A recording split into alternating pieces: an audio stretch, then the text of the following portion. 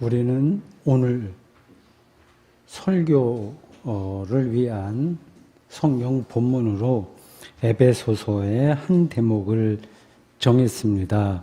이 본문은 자그마치 2000년 전 문서입니다. 당시와 지금의 세상은 비교할 수 없을 정도로 차이가 크죠. 2000년 전 어떤 그 사람이 시간 여행으로 지금 서울 한복판에 왔다면, 아니면 대구 동성로에 왔다면 현실감을 느끼지 못할 겁니다. 그렇게 큰 차이가 나지만 근본에 속한 일들은 2000년 전이나 지금이나 앞으로 2000년 후나 다를 게 없습니다. 사람은 숨을 쉬어야 되고요. 그때나 지금이나 먹고 마셔야 합니다. 당시에도 씨를 뿌려서 거둬서 먹고요. 지금도 씨를 뿌립니다. 지금도 바람이 불어야 지구에는 생명이 유지됩니다. 대기가 순환돼야 되거든요. 비가 또 와야 됩니다. 2000년 전이나 지금이나 사람은 다 희로애락을 느끼면서 살다가 모두 죽습니다. 2000년 전 성경에 나오는 그 인물들을 우리가 볼 때, 혹은 저자들을 읽을 때 우리와 똑같다는 걸 전제해야 됩니다. 그들도 우리와 똑같은 인격, 똑같은 세계관, 그리고 마음, 정서, 이런 속에서 살았다는 사실을 바탕에 놓고 성경을 리얼하게 읽어야 됩니다. 오늘 본문을 기록한 사람은 바울이죠. 생각할 때마다 마음이 짠합니다. 그게 어떤 뜻인지 아는 분들은 알 겁니다. 바울은 수년 전에 에베소 교회를 설립한 다음 쫓기듯 다른 지역에 가서 복음을 전하다가 지금은 감옥에 갇힌 사람으로 에베소서 3장 1절에도 기록되어 있고요. 에베소서 교회에 편지를 썼습니다. 감옥에서요. 그 상황을 오늘 본문 4장 1절이 이렇게 전합니다. 그러므로 주 안에서 갇힌 내가 권하노니, 당신들에게 권하노니 너희가 부르심을 받은 일에 합당하게 행하여. 옥에 갇힌 바울이 에베소 교인들에게 강조하는 점은 부르심을 받은 일에 합당하게 행하는 겁니다. 부르심을 우리는 보통 소명이라고 합니다. 영어 성경을 본 분들은 콜링이라는 단어가 나올 겁니다. 그러니까 기독교인이 되었다는 사실은 하나님의 부르심에 응답하는 것입니다. 물론 겉으로는 친구 따라 나올 수도 있고 또 부모 따라 나올 수도 있긴 하나 근본적으로는 하나님의 부르심에 응답하는 겁니다. 기독교인은 자기가 받은 그 소명에 합당하게 처신해야 됩니다. 다 들은 이야기죠. 근데 실제로는 그렇게 안 되는 것도 아시죠? 합당하게 처신해야만 기독교 신앙이 건강하게 유지될 수 있습니다. 소명에 합당하다는 그 말은 교회 안에서 자기의 역할의 근원이 무엇인지를, 그 근원이 무엇인지를 늘 성찰한다는 뜻입니다. 그 역할을 바울은 11절에서 다음과 같이 5개로 나열합니다. 사도, 선지자, 복음 전하는 자, 목사, 교사입니다. 그 외에도 더 있겠죠. 교회 행정을 맡은 사람도 필요하고 어려운 일들을 돌보는 일들, 그 다 사람이 필요합니다. 오늘 교회에도 그런 역할이 있어요. 자기의 역할을 제대로 감당하는 것이 그 소명에 합당하게 사는 겁니다. 그렇게 신앙생활하기가 사실은 쉽지 않아요. 뭐 인생 살기가 쉽지 않은 것처럼 신앙도 비슷합니다. 자기를 중심으로 생각하고 판단하고 행동하는 데에 아주 익숙하기 때문입니다. 이걸 벗어나기가 힘들어요. 자기가 중심입니다. 그러니까 좋건 나쁘건 다 자기 중심으로 되는데 너무 익숙해져 있습니다. 어떤 일이 교회 공동체를 세우고 복음이 바르게 전파되는 데 합당한 것인지 보다는 자기가 교회 안에서 인정받느냐 아니냐 하는 점을 더 중요하게 여기는 겁니다. 세상 살이는 더 노골적으로 그렇게 돌아갈 거예요. 자기 삶을 소명으로 여기지 않는 데서 벌어지는 현상입니다. 소명이 없으면 자기 중심성에서 벗어날 수가 없습니다. 자신의 역할을 소명으로 여기는지 아닌지를 확인할 수 있는 기준을 바울은 12절에서 이렇게 설명합니다.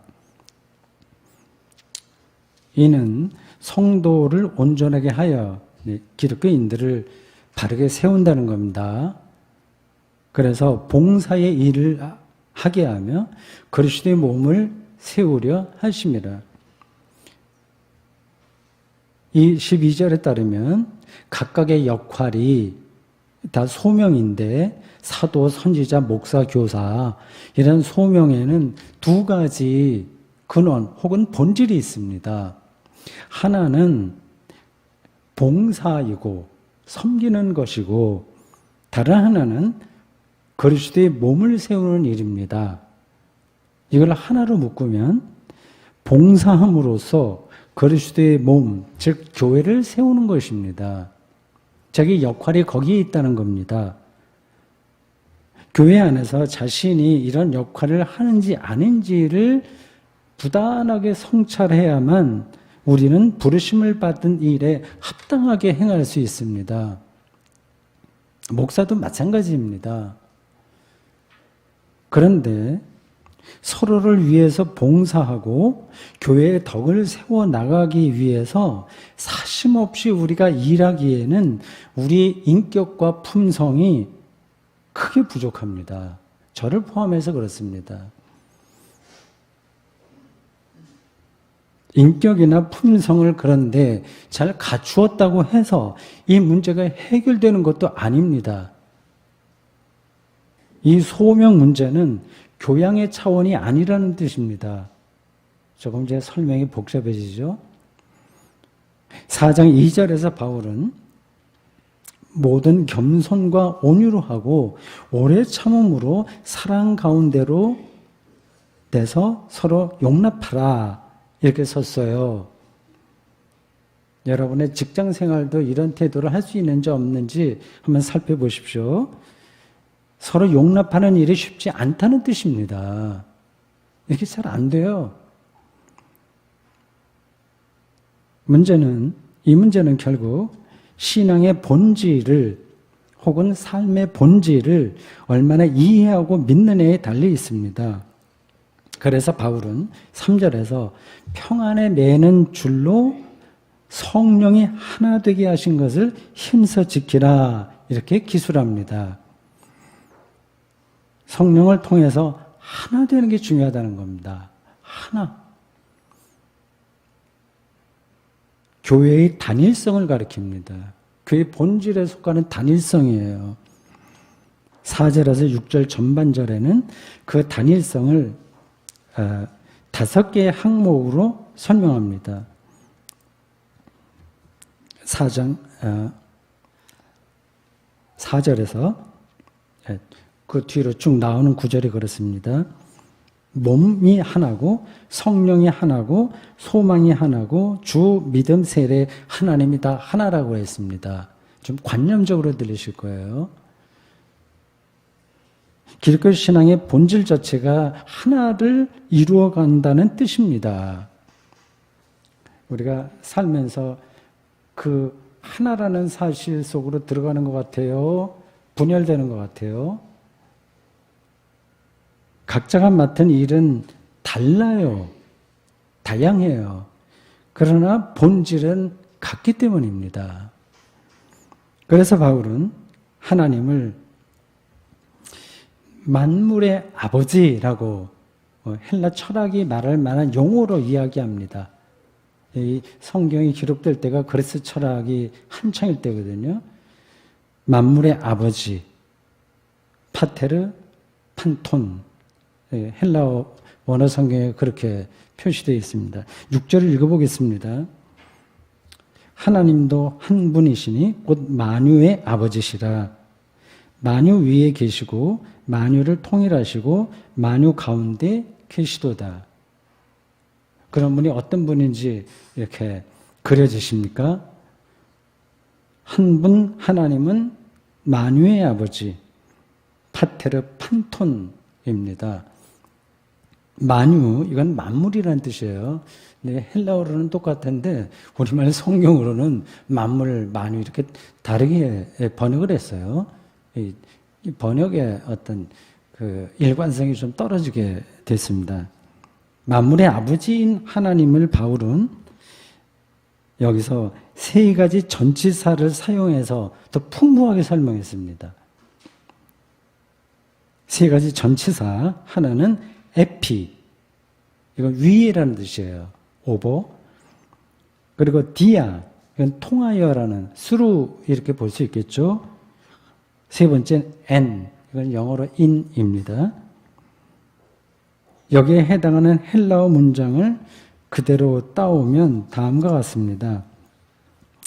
에피판톤, 만물 위에, 카이, 그리고 디아판톤, 만물을 통해서, 카이, 그리고 엔 파신, 만물 안에.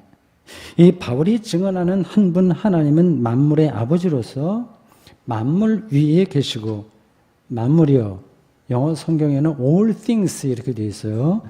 만물을 통해서 계시고 만물 안에 계신 분이십니다.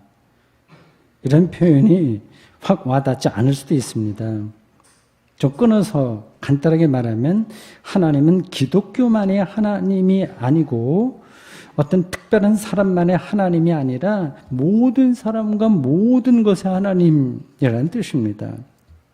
그 모든 것 위에 초월하시면서 모든 것을 통해서 자기를 나타내시고 모든 것 안에 존재하는 분이십니다. 만물에 의존하시면서 만물을 통치하는 분, 즉 파테르 판톤, 만물의 아버지이십니다.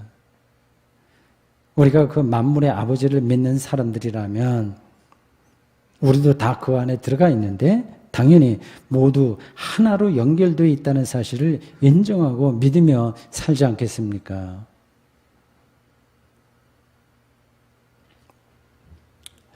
바울은 8절 9절에서 시편을 인용하면서 파테르 판톤, 만물의 아버지에 대한 개념을 더 설명합니다. 바울 대단한 사람이에요. 그분의 편지를 읽을 때마다 어떤 그리스 철학자, 소크라테스, 아리스토텔레스, 제논 이런 사람들의 글보다 더 뛰어나다는 걸 알 수 있습니다. 바울이 여기서 핵심적으로 말하려는 내용은 만물의 아버지인 하나님이 그리스도를 통해서 만물의 충만을 이룬다는 사실입니다. 그리스도는 보이지 않는 만물의 아버지이신 하나님의 보이는 현실이기 때문입니다. 즉 예수 그리스도를 가리킵니다. 예수 그리스도는 하늘에서 내려와 우리와 똑같이 육신으로 살았습니다. 그것이 바로 성육신을 가리켜요. 그 예수님은 우리와 똑같이 세상에서 살다가 십자가에 처형당하고 묻히셨으나 부활하셔 승천하셨습니다. 10절 말씀을 들어보십시오. 제가 헬라어 성경을 의역으로 번역했습니다. 이곳에 내려오신 그분 예수 그리스도는 만물 위로 승천하신 바로 그분이십니다. 그분은 만물을 충만하게 하실 겁니다. 만물을 충만하게 한다는 말을 이해하려면 먼저 세상을 바라보는 차원이 새로워져야 됩니다. 우리 앞에 놓인 세상은 똑같아 보이지만 그것에 대한 경험은 다 달라요. 부분만 보는 사람이 있고 전체를 보는 사람이 있습니다. 겉 형태만 보는 사람이 있고 그 본질을 뚫어보는 사람이 있습니다. 충만을 경험하는 사람이 있고 결핍에 묶이는 사람이 있어요. 세상은 물리학적으로 볼 때 이 지구는 공기로 충만합니다. 그렇죠. 가득 차 있습니다. 이를 부정할 사람은 없어요. 우주에는 흑암 에너지와 흑암 물질이 충만합니다. 대부분이 그겁니다. 물리학을 아는 사람들은 이걸 부정하지 않을 겁니다. 다만 우리가 이 현실에서 실감하지 못할 뿐이에요. 자기가 실감하지 못한다고 해서 그 사실을 부정한다면 그 어리석은 사람이죠. 조금 더 나아가서 어떤 사람에게 이 세상은 소리로 충만합니다. 소리가 가득해요. 늙어 청각장애를 입은 베토벤의 마지막 운명을 주제로 다룬 영화, 제가 오래전에 설교할 때 한번 예로 들었는데 카핑 베토벤에 이런 대사가 나옵니다. 그 비엔나 음악대학 1등으로 졸업한 여학생이 이제 베토벤 마지막 합창 교향곡 그거를 복사하려고 카핑하려고 이제 추천받아서 왔거든요. 대화에 나와요. 사람들은 내가 아무 소리도 듣지 못하는 줄 알지만 늙어 귀먹어 그렇지 않지. 내 귀에는 계속 음악 소리가 들려. 세상은 소리로 충만해. 베토벤은 세상에 소리가 충만하다고 느끼는데 보통 사람들은 왜 그걸 느끼지 못할까요? 왜 이렇게 밋밋하게 살까요? 소리만이 아닙니다. 어떤 사람에게는 이 세상이 사랑으로 충만합니다. 기쁨으로 충만해요. 대한민국이라는 똑같은 조건에 사는데도 어떤 사람은 일상에서 존재의 기쁨을 충만하게 느끼고 어떤 사람은 느끼지 못합니다. 무엇이 문제일까요?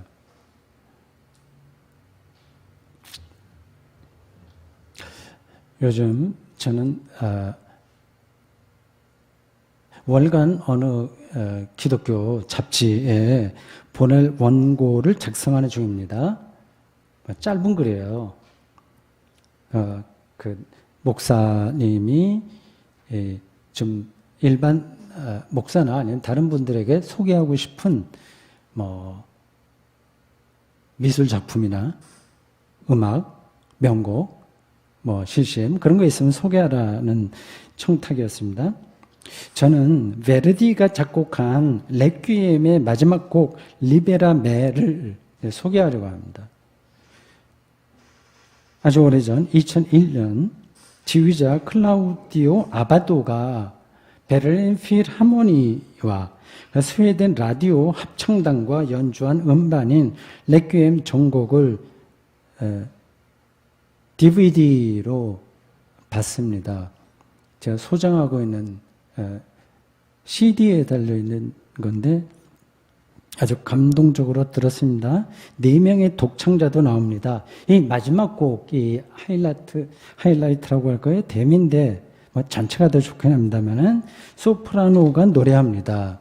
거의 15분 가까이 되는 정확하게 길이가 생각이 안 나네요. 상당히 깁니다. 그 가수의 이름은 그 유명한 안젤라 게오르기우입니다. 찾아보십시오. 리베라메는 날 구하소서라는 라틴어입니다. 마지막 가사가 이렇습니다. 그 두려운 날에 하늘과 땅이 흔들리고 우리 죽는 순간에 그러한 경험을 하겠죠. 하늘과 땅이 흔들리고 당신께서 세상을 불로 심판하러 오실 때에 날 구하소서 주여. 영원한 죽음으로부터 그 두려운 날에 날 구하소서. 날 구하소서. 리베라메 이걸로 끝납니다. 작곡자 베르디, 지휘자 아바도, 그리고 연주자들과 독창자들은 인간 존재가 받아야 할 하나님의 위로, 진홍곡, 진원, 위로, 레퀴엠을 노래했습니다. 하나님에게서 오는 영혼의 위로가 그들에게 충만한 겁니다. 이런 경험을 여러분은 언제 하십니까? 그리고 얼마나 자주 하십니까? 현대인들은 충만보다는 결핍을 현실로 느낍니다. 사는 모습이 어딘가 결핍된 것처럼 보여요. 저도 거기에 일단 포함됩니다. 저는 특별하다는 뜻을 드리는 게 아니라 일반적으로 다 그렇습니다. 결핍되어 있으니까 불만도 많고 불안도 줄어들지 않고요. 하나가 되지 못합니다. 끊임없이 분열하는 거예요. 기계적으로 무조건 하나 되는 게 중요하다는 뜻이 아닙니다. 강제적으로 하나 되는 건 분열보다 못합니다. 내면 세계의 결핍감으로 인한 분열이 문제입니다. 우리는 지금 얼마나 잘 살고 있습니까? 대한민국은. 그런데도 모두 가난이 찌든 사람처럼 행동할 때가 정말 많아요. 어느 정도 먹고 살만해졌으면 다른 사람에게 양보할 일은 양보해야 되지 않겠습니까?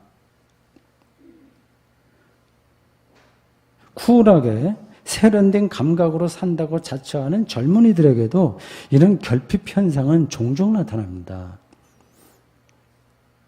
어떤 남자 청년들은 여자 청년들을 경쟁의 대상으로만 여겨요. 또 일부 여성들도 남자들을 경쟁의 대상으로만 여깁니다. 단순히 경쟁이 아니라 그들로 인해서 자신들이 불이익을 당한다고 생각합니다. 불이익을 당해봤자 사실은 얼마 되지도 않는데 거기에 목숨을 건 사람처럼 구차하고 비열하게 말하고 행동합니다. 극단적인 남자들을 아마 일베라고 부르는 것 같아요. 극단적인 여성들을 메갈이라고 부른지 모르겠습니다. 올림픽 궁도 여자 선수가 쇼콘 머리를 했다고 해서 페미라고 공격할 정도니까 무슨 말을 여기서 더 붙이겠습니까? 페미니즘이 무슨 뜻인지 잘 모른 채 그렇게 행동하는 겁니다. 정치인들이 이런 점에서는 더 선동적입니다. 무엇이 부족해서 저렇게 분노의 찬말을 쉽게 내뱉는지 이해할 수 없을 때가 많습니다. 먹고 살기는 좋아졌는데 현대인의 영혼이 무언가 결핍되어 있으니 그렇게 사나워질 수밖에 없겠죠. 오늘 우리는 어떻습니까? 생명감과 사랑의 능력으로 우리의 영혼이 충만하십니까?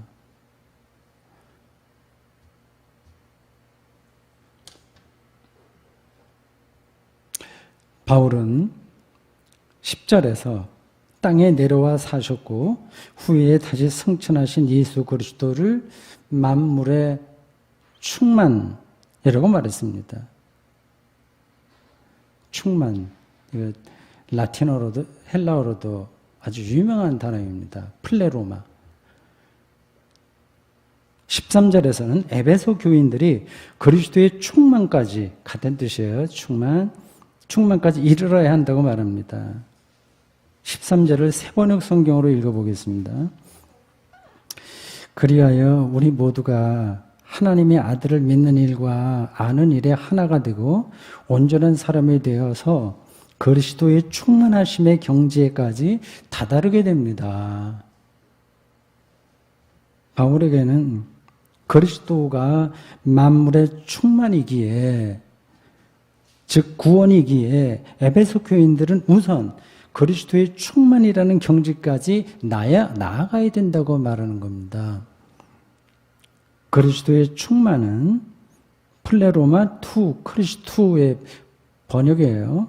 여기서 충만이라는 뜻의 플레로마는 10절에 나오는 만물을 충만하게 한다고 할 때 플레로사와 어원이 같은 단어입니다.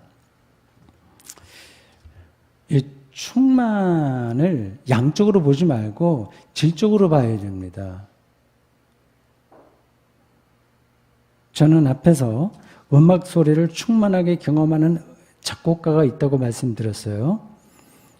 사랑을 충만하게 느끼는 사람도 있어요. 이거 뭐 남녀 관계도 그렇고 우정도 그렇고 가족도 그렇고요. 그렇습니다. 평화를 영혼 안에 충만하게 느끼는 사람이 있습니다. 좀 상투적인 표현이긴 하지만 제가 받는 것보다는 주는 것을 더 즐거워하는 사람이 있습니다. 우리 기독교인이 예수 그리스도의 충만에 이른다는 말은 예수 그리스도를 통해서 생명이 충만해지는 경지까지 나아간다는 뜻이에요. 그리스도의 경지까지 가는 거죠. 생명 충만을 방해하는 세력은 죄와 죽음입니다. 기본적으로 말하면 자기 성취에 대한 과도한 열망, 이게 죄거든요. 그것과 자기 소멸에 대한 불안입니다. 우리 기독교인들은 십자가와 부활과 승천의 예수 그리스도를 통해서 죄와 죽음에서 해방된 사람들입니다. 설교할 때마다 저는 이 주제를 늘 같이 말하고 있습니다. 모든 설교엔 바탕에 이게 놓여 있는 거예요. 생명을 얻은 사람들입니다. 구원받은 사람들입니다. 이런 말에 혹시라도 실감이 나지 않는 분들이 계신가요? 아니면 이제는 그 실감이 점점 약화돼서 흐릿해진 상태에서 신앙생활하는 분들은 안 계신가요? 현실적으로 볼 때 우리에게는 그리스도의 충만에 이르기보다는 세상에서 뒤처지지 않고 잘 살아야 된다는 욕망이 더 강렬합니다.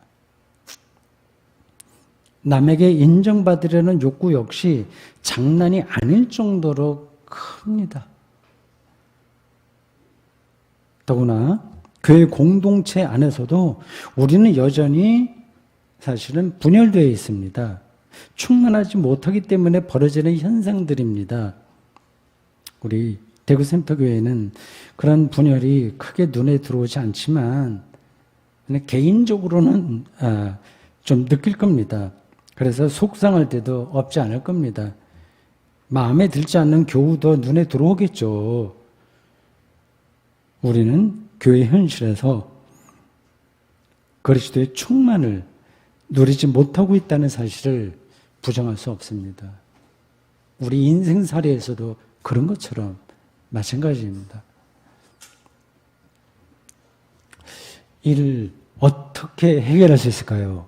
뾰족한 수가 없습니다. 죽을 때까지 해결이 안 될 겁니다. 다만 방향은 분명합니다. 어린 아이 신앙에서 어른의 신앙으로 성장하는 겁니다. 바울이 13절에 이어서 15절에서 범사에 그에게까지 잘할지라 이렇게 말한 이유가 여기에 있습니다. 예수 그리스도는 교회의 머리입니다. 그를 통해서 모든 지체가 서로 연결됩니다. 그리고 성숙한 공동체로 자랍니다. 자라나야 합니다. 오늘 설교 본문 마지막 16절이 이렇게 이야기합니다. 그에게서 온 몸이 각 마디를 통하여 도움을 받음으로 연결되고 결합되어 각 지체의 분량대로 역사하여 각각의 분량대로 그 몸을 자라게 하며 사랑 안에서 스스로 세우느니라. 교회 공동체의 본래 모습입니다.